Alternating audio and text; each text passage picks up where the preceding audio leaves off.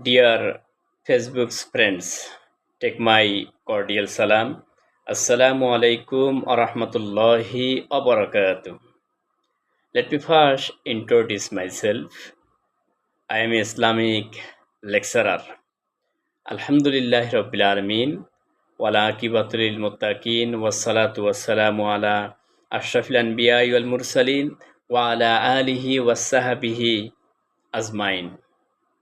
All admire is due to Allah, the Lord of the worlds, the beneficent Allah and the merciful Allah. Today I'll say that Quran is a complete and original completion of the final revelation from Allah subhanahu wa ta'ala.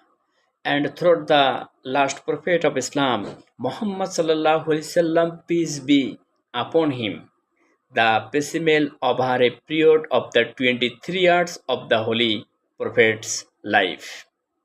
Allah says in the Holy Quran, Surah Al-Ma'idah, ayat number 15, قَدْ جَاءَكُم مِّنَ اللَّهِ نُورٌ وَكِتَابٌ مُّبِينٌ. Allah says, there are two things that I have leaked for you, the Quran and the Sunnah of the Messenger of Allah. So, people take these two things seriously.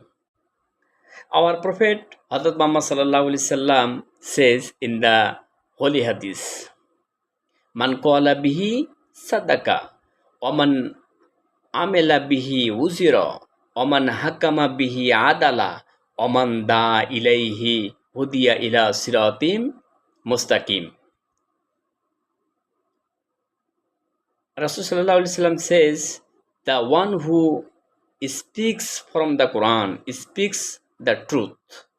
The one who acts from the Quran acts is rightly. The one who judges from the Quran judges correctly.